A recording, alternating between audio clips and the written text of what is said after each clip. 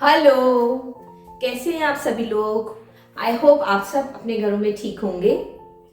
आज मैं आपके लिए फिर से एक नई रेसिपी लेके आई हूँ। आज की रेसिपी है मूंग दाल की खस्ता कचौड़ी। ये आप अपने घर में गरम गरम बनाइए और आप इसको 7 दिन तक रखकर एंजॉय कर सकते हैं। तो चलिए आइए बनाते हैं।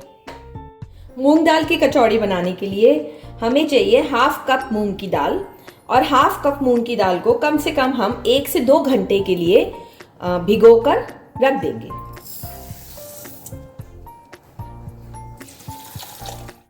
अब आप इसको भिगोकर रख दीजिए।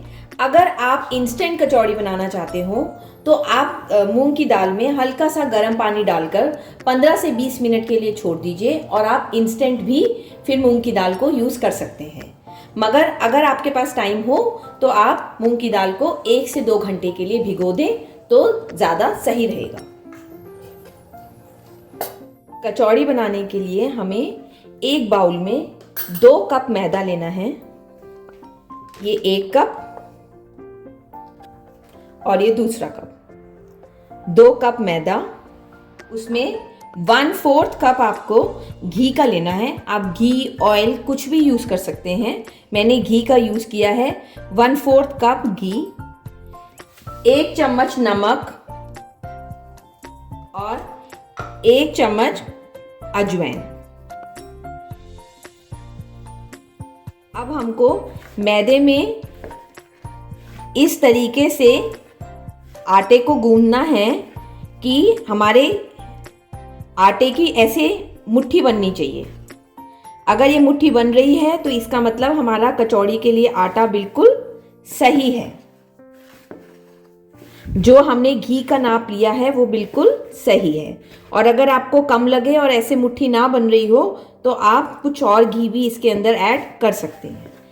इस आटे को गूंदकर हमको कम से कम आधे घंटे के लिए इसको रेस्ट देना है। अब हमारा आटा बिल्कुल गूंद गया है और बिल्कुल तैयार है। अब हमें कम से कम इसको आधे घंटे के लिए रेस्ट देना है। किसी कपड़े से इसको ढककर रख दीजिए। अब हमें कचौड़ियों का मसाला बनाना है तो उसके लिए हमें एक पैन चाहिए। जितने में हमारा आटा रेस्ट कर रहा है उतने में हम दाल को पीस कर कचौड़ी का मसाला तैयार कर लेते हैं। सबसे पहले आप उसमें हल्का सा रिफाइंड ऑयल लीजिए, 2 से 3 चम्मच रिफाइंड ऑयल। फिर आप उसमें थोड़ी सी हींग डालिए, थोड़ी सी अदरक डालिए,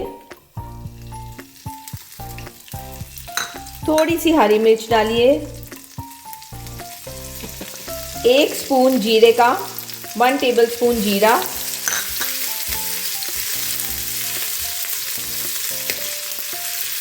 हल्का हल्का भून लीजिए।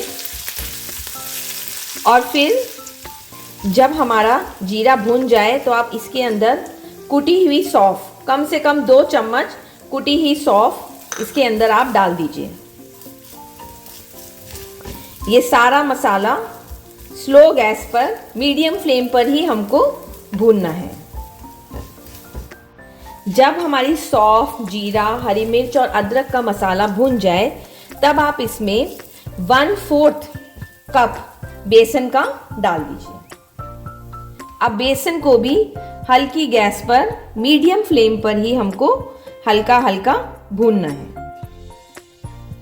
दाल को पीस के हम सबसे लास्ट में डालेंगे। इससे पहले हम इसके अंदर अब सारे मसाले ऐड कर रखिए। सौंफ को भी थोड़ा सा हल्का सा दरदरा कूट कर ही इसके अंदर डालकर यूज करना है। अब आप देखिए हमारा बेसन मसाले में अच्छे से मिल गया है। तो अब आप इसके अंदर स्पाइसेस, मसाले ऐड कर दीजिए। 1 चम्मच नमक,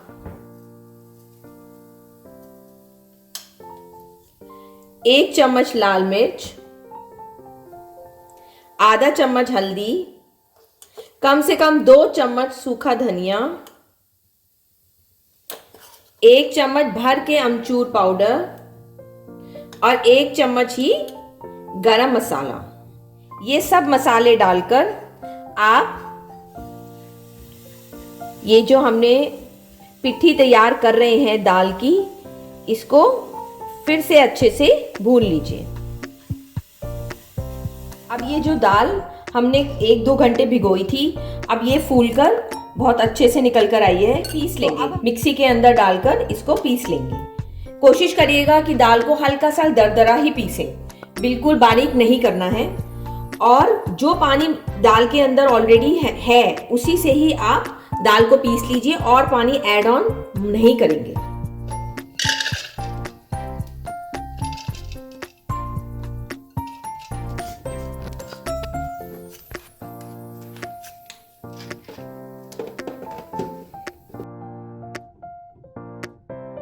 अब जो दाल हमने पीस ली है उसको इस मसाले के अंदर ऐड कर दीजिए।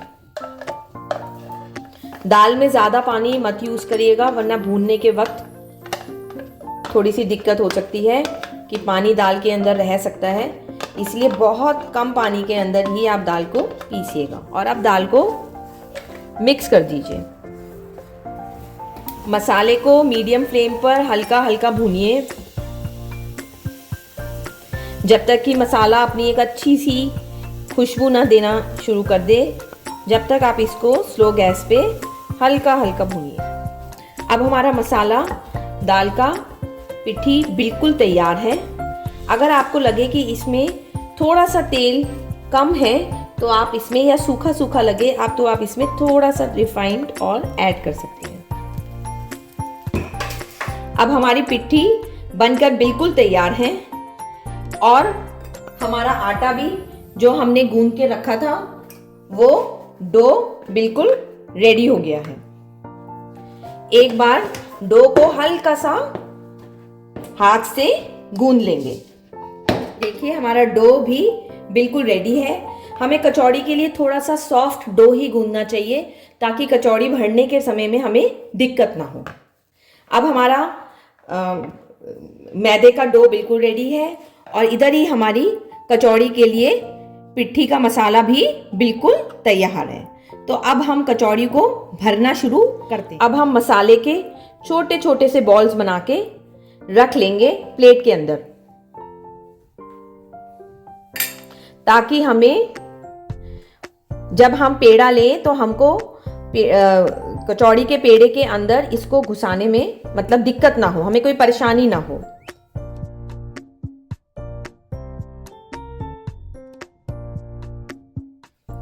अब मैंने सारी की सारी मसाले की बॉल्स बनाकर रेडी कर ली हैं। अच्छा, एक बात मैं और आपको बताना चाहती हूँ कि अगर आप लोग चाहें तो मसाले के अंदर बेकिंग सोडा भी डाल सकते हैं। मैं बेकिंग सोडा यूज़ नहीं करती। बेकिंग सोडा से भी मसाले की शक्ल जो बहुत अच्छी आती है। तो ये कम्प्लीटली ऑप्शनल है कि आप बेकिंग सोडा इसमें ऐड करते हैं या। अब हम सारी बॉल्स हमारी रेडी हो चुकी हैं, तो अब हम क्या करेंगे, हम कचौड़ी को भरना शुरू करेंगे। आप अपने हाथ में हल्का सा ऑयल लगा के एक पेड़ा अपने हाथ में लीजिए। उसको, पेड़े को आप एक कटोरी का आकार दीजिए।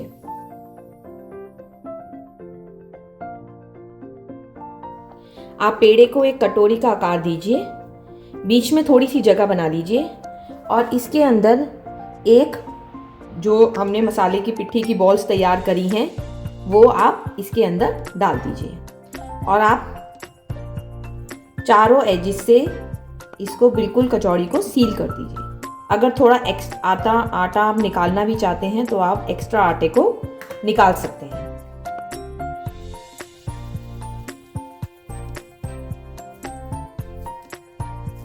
इसको हल्के हल्के हाथों से दबाइए, बहुत हल्के हाथों से दबाइए।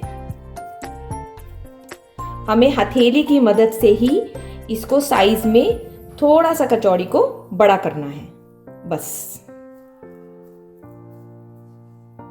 ये देखिए कचौड़ी बनकर तैयार हो गई है। आप इसी तरीके से एक एक कचौड़ी के अंदर एक एक मसाला की बॉल्स को आप ऐड कर दीजिए और ऐसी छोटी छोटी कचौड़ियां आप बनाते जाइए।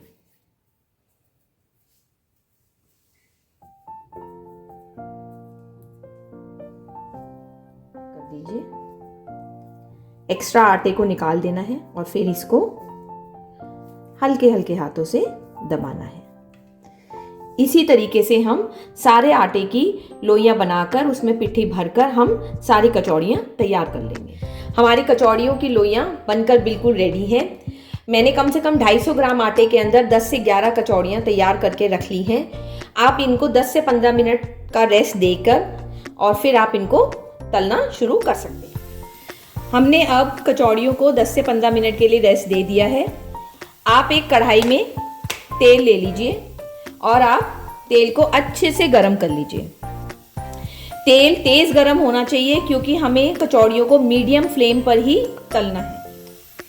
एक एक करके आप कचौड़ियों को गरम तेल में छोड़ दीजिए।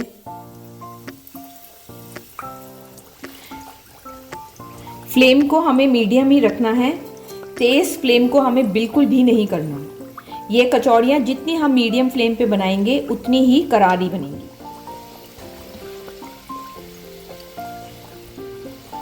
जैसे जैसे कचौड़ियाँ सीखती जा रही हैं, ये अपने आप ही फूल के ऊपर आती जा रही हैं। हमें कचौड़ियों को जब तक तलना है जब तक वो गोल्डन ब्राउन कलर की ना हो जाए। कचौड़ियों का कलर थोड़ा सा हल्का सा डार्क गोल्डन ब्राउन ही अच्छा लगता है। अब हमारी कचौड़ियों का कलर गोल्डन ब्राउन हो गया है, तो अब हम इसको कचौड़ियों को बाहर निकाल लेंगे। मीडियम फ्लेम पर ये बहुत अच्छी और करारी बनेगी। आप इसी तरीके से, मैंने एक बैच कचौड़ियों का निकाल लिया है, आप इसी तरीके से सारी कचौड़ियों को धीरे धीरे कर तल लीजिए। हमारी गर्मा गर्म कचौड़ियाँ बनकर बिल्कुल तैयार हैं। मैंने इसको हरी चटनी और टमाटो सॉस के साथ सर्व किया है। अगर आप चाहें तो आलू टमाटर की रसीली सब्जी बनाकर भी इसके साथ सर्व कर सकते हैं। इसका टेस्ट आलू टमाटर की सब्जी के साथ बहुत ही अच्छा आएगा। कुछ बातें हैं जो मैं आपको बताना चाहती हूँ। पहली बात, हमें डो को बिल्कुल सॉफ्ट गूंदना है। दूसरी बात, दाल में हमें बहुत ज़्यादा पानी नहीं डालना और दाल को हमें दरदरा ही पीसना है। तीसरी बात, कचौड़ियों को हमें हर तरीके से अच्छे से बाइंड करना है, अच्छे से सील बंद करना है, वरना तलने के टाइम पर हमारा मसाला निकल के बाहर आ जाएगा। हम कचौड़ी के मसाले में अगर बेकिंग सोडा का यूज़ करते हैं, वो कम्प्लीटली ऑप्शनल है, तो भी मसाले की शक्ल बहुत अच्छी निकल कर आएगी। हमारी कचौड़ियाँ बनकर बिल्कुल तैयार हैं। अगर आपको मेरी वीडियो पसंद आई हो तो मेरी वीडियो को लाइक करिए, शेयर करिए और मेरे चैनल को सब्सक्राइब करिए। बाय।